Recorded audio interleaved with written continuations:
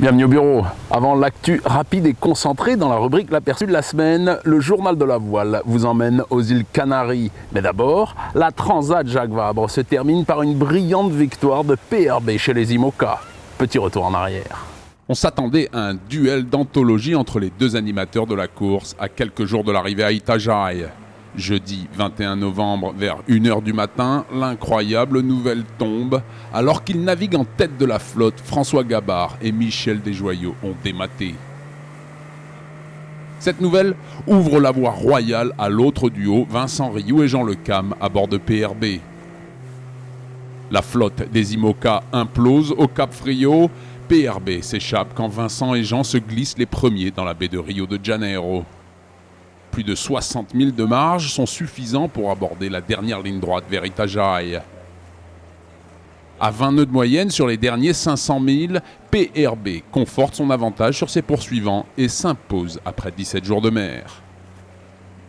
Nos bateaux, on a pu s'amuser avec, les faire filer, les faire allumer un peu, mais ça a été un peu usant pour les bonhommes. Les périodes de repos, elles ont été rares. Voilà. Et j'ai pas envie de dire que ça ressemble un peu à ce qu'on peut vivre en multicoque d'habitude, mais ce coup-ci, c'était en monocoque. Cette victoire arrive à point nommé. Vincent cumule 6 participations, tandis que Jean en aligne 7 au compteur. C'est leur première victoire sur cette épreuve pour tous les deux. Une course, on va dire, une course de bourrin quand même. Hein. On va appeler ça comme ça parce que, putain, du début jusqu'à la fin, dans la flotte et dans la flotte. Marc Guillemot et Pascal Bidégory à bord de Safran prennent une très belle deuxième place grâce à une route plus à terre au large du Cap Frio. Ça n'a pas arrêté du départ jusqu'à l'arrivée avec des coups sourire, des coups un peu moins sourire. Seulement 31 minutes les séparent de Jérémy Bayou et Christopher Pratt, troisième sur Maître Coq. Et c'est vrai que tu as l'impression que c'est la bagarre avec Safran depuis 2-3 jours, 4 jours, je sais plus, mais en fait c'est la bagarre avec tout le monde depuis le début, quoi. Donc c'est d'une intensité, ce Jacques Vabre, l'IMOCA, c'est fatigant. Ouais. Ces 3 équipages ont impulsé un rythme extrêmement élevé à la course. Les monocoques alignent près de 14 nœuds de vitesse moyenne entre Le Havre et Itajaí. Le circuit annuel des RC44 se termine par le championnat du monde de la classe organisé à Puerto Calero, aux îles Canaries. Dans un final de la saison des RC44 palpitant, les 3 courses courues le dernier jour ont à chaque fois modifié le tableau d'affichage. Le matin, Iron Band et Team Aqua occupent la tête du classement général. Seulement 9 points séparent le premier du 6e, et après des régates exaltantes pour les 15 équipages constituant la flotte des RC44, Team Seref est finalement couronné champion du monde à Lanzarote.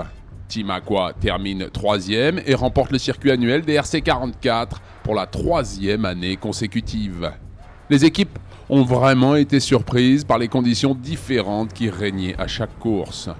Une brise qui se renforce doucement pour atteindre 15 nœuds pour la manche finale. Team Aqua avait le triplé pour objectif, le trophée de match racing, celui en flotte et le titre de champion du monde. Un exploit encore jamais réalisé à ce jour dans la flotte des RC44.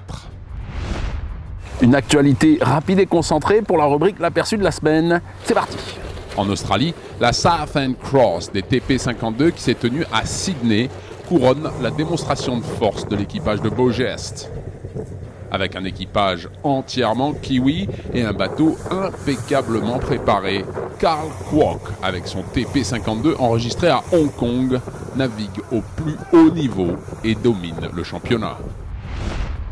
À Oman, Robert Scheidt est couronné champion du monde de laser 2013 pour la 9e fois.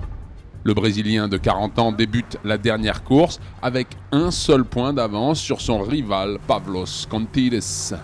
Une régate sans faille qu'il gagne avec 2 longueurs d'avance lui permet de couper la ligne d'arrivée en vainqueur et de brandir à nouveau le drapeau brésilien.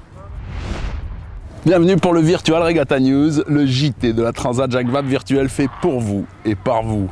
Seule la victoire est jolie. Cette phrase bien connue pourrait résumer le formidable bras de fer que les leaders des monocoques se sont livrés au cours de ces dernières 24 heures.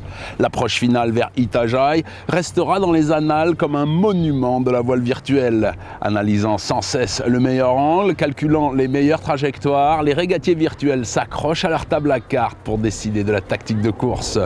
Le groupe de l'Ouest navigue à raser les côtes brésiliennes et prend un avantage. Et tout au bout, là-bas au sud, un petit groupe patiente et joue sa carte à fond. 18 jours d'une course de tous les instants pour une délivrance brésilienne bien méritée. Comme pour les vrais marins, les joueurs sont allés jusqu'au bout d'eux-mêmes. Un seul, pourtant, remportera la timbale ce soir, mais que la bataille fut belle. Alors oui, bien sûr, la victoire est jolie, mais pas seulement. Rendez-vous la semaine prochaine, même heure, même endroit. D'ici là, au revoir et bon vent.